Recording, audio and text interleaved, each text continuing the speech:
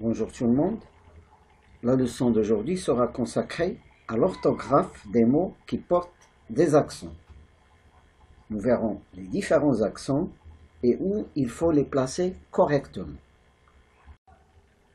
Première remarque, les accents modifient la prononciation des mots.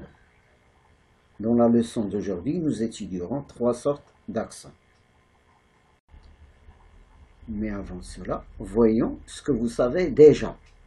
On vous dit, souligne les mots accentués, c'est-à-dire les mots qui portent des accents. Le château, la mosquée, la voûte, la route, le palais, la scène, le théâtre, une colonne. Les mots qui portent des accents sont le château, la mosquée, la voûte, la scène et le théâtre. Nous allons donc les souligner. Dans la rubrique « J'observe et je découvre », nous avons un texte, donc nous allons le lire. La maison paternelle. Du plus loin que je me remémore, m'apparaît la maison qui m'a vu naître. Je la vois avec ses rangées de pierres froides alignées. En dessous, d'autres rangées de moellons. C'est là-bas qu'elle se dresse fièrement, dans les averses du soleil printanier. Baptiste Bonnet, La maison paternelle, une vie d'enfant, traduit du provençal par Alphonse Daudet, librairie française. Alors dans la rubrique « Je manipule et je réfléchis », on vous dit, après la lecture, sur quelles lettres sont placés les accents. Donc nous allons chercher les lettres sur lesquelles sont placés les accents. Alors retour au texte, nous avons un accent sur le E de remémore, puis un accent sur le I de appareil, même chose, un accent sur I de naître, rangé, un accent sur E, aligné, un accent sur E, rangé, accent sur E, là, accent sur A, fièrement, accent sur E, et c'est tout. Donc, nous avons des accents sur E, I et A. Troisième question. Dans la dernière phrase, il y a un accent sur le A de là. À quoi sert cet accent? Alors, lorsque nous ne mettons pas d'accent sur le A de là, c'est qu'il s'agit d'un déterminant article défini. Mais lorsqu'on met un accent sur le A de là, il s'agit d'un adverbe de lien. Exemple, la moto de papa est là. La moto, le là qui vient avant moto, est un article défini. Le là que nous avons à la fin de cette phrase est un adverbe de lieu. Quatrième question, relève les mots contenant un accent aigu.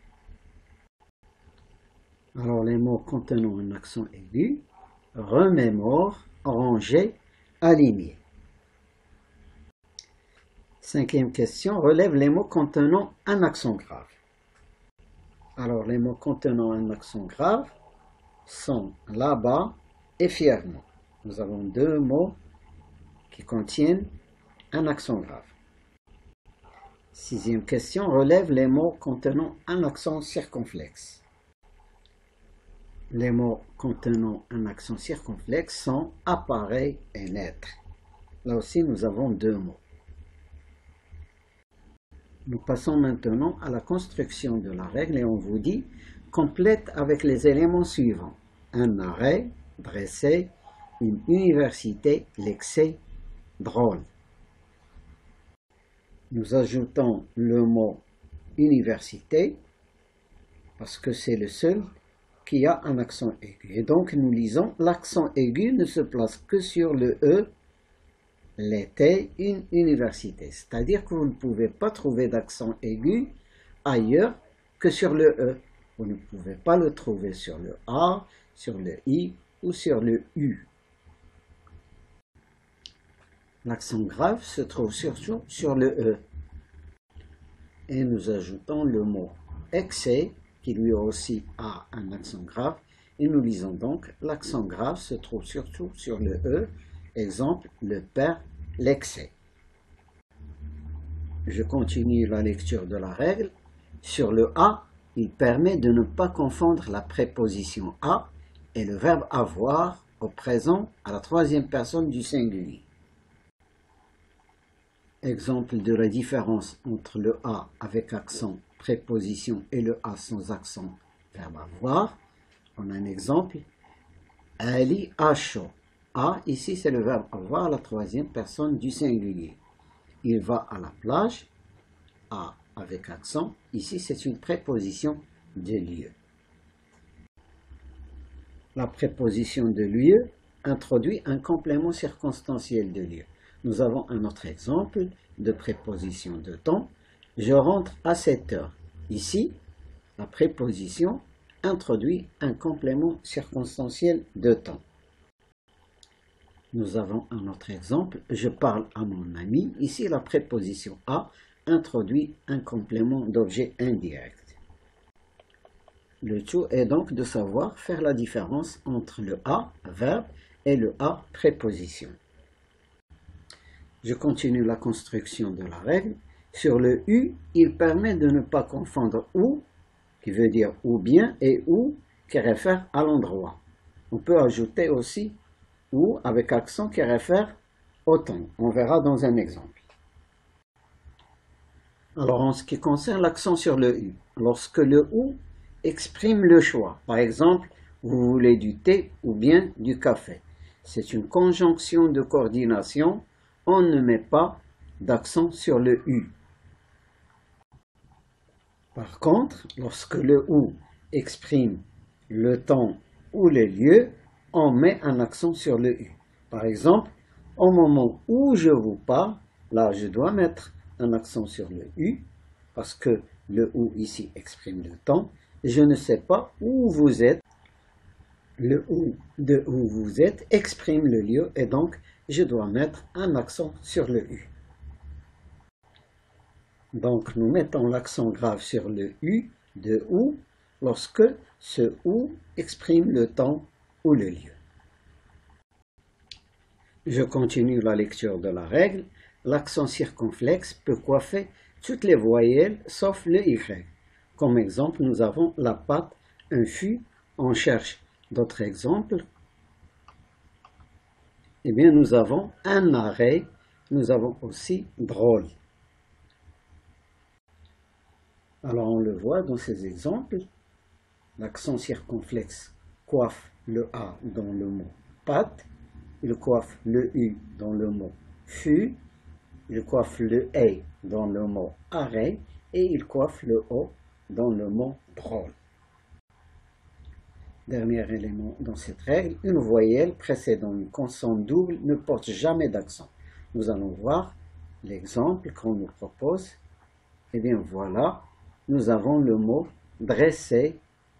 Nous avons deux consonnes et nous n'avons pas d'accent sur le E. Bien évidemment, nous pouvons peaufiner nos connaissances en faisant plus de recherches.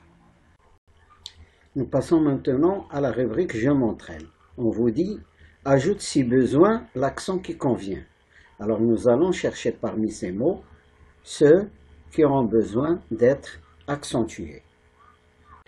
Alors la réponse est une voûte, intéressant, un château, la grêle, le frère, drôle, la colère, différent, le père. Deuxième question, on vous dit orthographie correctement les mots entre parenthèses. Mon père, mon frère ont visité. Alors là, le mot père prend un accent grave sur le E, frère prend également un accent grave sur le E, et visiter prend un accent aigu sur le E. Et si vous vous rappelez bien, lorsqu'on conjugue les verbes du premier groupe au passé composé, on enlève la terminaison R et on ajoute un accent au E. Donc visiter, c'est le participe passé du verbe visiter. Visiter, participe passé avec E, accent aigu. Phrase B, dans la forêt, il y a des chênes. Dans la forêt, on va mettre un accent circonflexe sur E. Des chênes, nous allons mettre un accent circonflexe sur le premier E de chêne.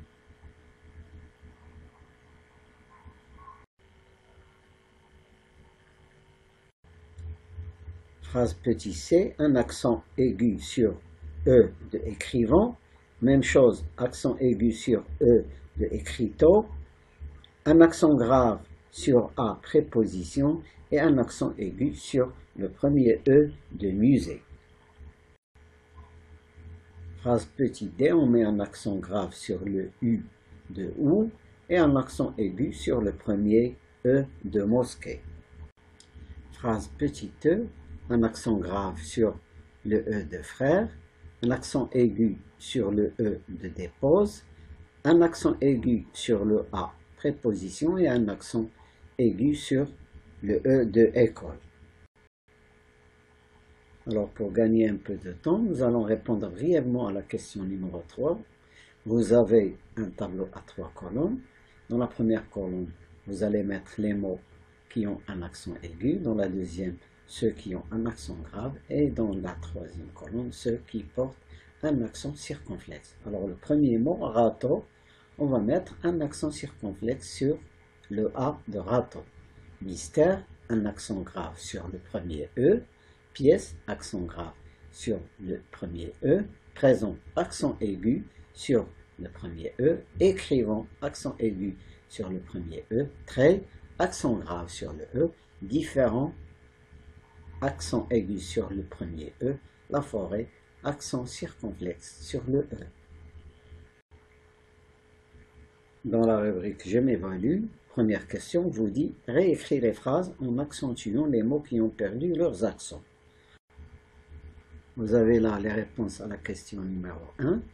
Et pour les questions 2, 3 et 4, vous pouvez donner d'autres mots.